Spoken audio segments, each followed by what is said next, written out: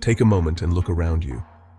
Notice the people in your favorite coffee shop, the family members at home, or even yourself right now. Chances are everyone is connected to something invisible, something we rarely think about but rely on every single day. That invisible force is Wi-Fi. It's everywhere, flowing through our homes, offices, and public spaces. We trust it to keep us connected, to power our conversations, our work, and our entertainment. Most of us don't even pause to consider how much we depend on it, or how seamlessly it integrates into our daily routines. Wi-Fi is the plumbing of the 21st century. Just like water or electricity, we only notice it when it stops working. Suddenly frustration sets in, messages won't send, videos won't load, and our smart devices become useless. But here's something you might not realize. This digital lifeline, the very thing that keeps us all connected, is far more fragile than it seems. With just a few lines of code, someone nearby, maybe even in the same room, could cut you off from your own network. No password required, no need to break in. It's shockingly simple, and most people have no idea how vulnerable they really are. Imagine you're having a private conversation with a friend and suddenly, a stranger interrupts, spreading lies and confusion. Your friend believes them, and you're left out in the cold. That's what a Wi-Fi attack can feel like, an invisible hand meddling with your digital life. This is Wi-Fi hacking in a nutshell. It's not just a scene from a Hollywood thriller. It's a real threat, and it can happen to anyone, anywhere. One of the simplest and most common tricks is called a deauthentication attack. It doesn't require advanced skills or expensive equipment. With the right tools, almost anyone can do it, and the effects can be both annoying and disruptive. Think of it like someone flicking your light switch off and on over and over. It's more than just a nuisance. It can interrupt important work, disconnect smart devices, and even compromise your security. Today, we're going to pull back the curtain and explore how these attacks work. Not to turn you into a villain, but to empower you with knowledge. Understanding the risks is the first step to defending yourself and your loved ones. So before we dive in, make sure your Wi-Fi is up and running. Grab your device, get comfortable, and let's uncover the invisible strings that tie our digital lives together. Quick reality check.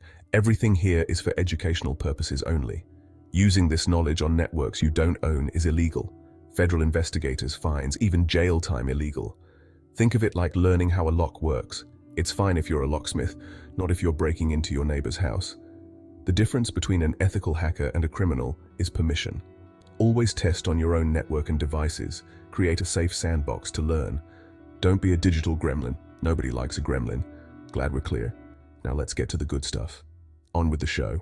To understand how to break a Wi-Fi connection, you need to know how it's made. When your device connects, it performs a digital handshake, a quick, invisible exchange of trust. Picture your router as a bouncer at a password-protected party. Your device asks to come in, gives the password, and gets a key if it's correct. This handshake is a 6-step process, happening in milliseconds. But here's the flaw. The messages that manage who's in or out aren't encrypted. They're like postcards anyone can read or forge. Anyone with the right tools can send their own "you're out" message. That's where the mischief begins. The system was designed long ago, and its trust can be easily abused. Let's see how. Imagine you're at a party, having a great time, when suddenly someone barges in, uninvited, and kicks you out without warning. In the digital world, that's exactly what the deauthentication packet does. It's the ultimate get out notice, delivered straight to your device, and it doesn't care if you were having fun online. This isn't a polite suggestion or a gentle nudge. It's a blunt command, a digital eviction notice that tells your device to disconnect from the Wi-Fi network right now. No questions asked, no second chances. Your device doesn't get to argue or double check. It just obeys. Originally, these packets were designed for a good reason: network maintenance. IT admins needed a way to quickly disconnect devices for upgrades or troubleshooting. But here's the catch. These packets aren't authenticated. There's no built-in way for your device to verify if the command is coming from a trusted source or a total stranger. So when your device receives a deauthentication packet, it can't tell if it's a legitimate request from your router or a fake one sent by someone with bad intentions. It's like getting a mysterious letter telling you to leave your own house, and you just go along with it. Here's where it gets even scarier. An attacker doesn't need your Wi-Fi password, your network name, or even access to your home. All they need is to be close enough to send the right signal. They can sit in a car outside, or even walk by with a small device, and your connection is at their mercy.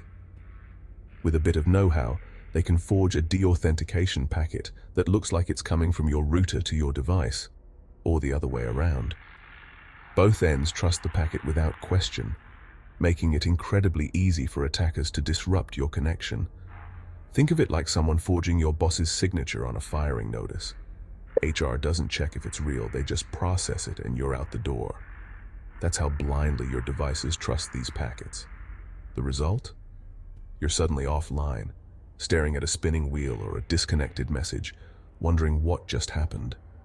Your work, your video call, your game, all interrupted in an instant. What's truly shocking is how simple this vulnerability is to exploit. With cheap, off-the-shelf hardware and free software, almost anyone can pull off this attack with minimal effort. The very trust that makes Wi-Fi easy to use is also its biggest weakness. There's no handshake, no double check, just blind faith that every command is genuine. So just like a party crasher who sneaks in and ruins the fun for everyone, anyone nearby with the right tools can crash your digital party, leaving you disconnected and frustrated. And the worst part? It all happens in a matter of seconds. One moment you're online, the next you're out, and you might not even realize why. So what are the tools that make this possible? Let's take a closer look at the gadgets and software that turn ordinary people into digital party crashers. You don't need a supercomputer to pull this off. Just a laptop running Linux like Kali Linux, and a special USB Wi-Fi adapter. The adapter must support monitor mode to listen to all Wi-Fi traffic, and packet injection to send fake packets. Think of it as a Swiss Army knife for Wi-Fi. With these, you can eavesdrop on every conversation at the party and shout your own commands.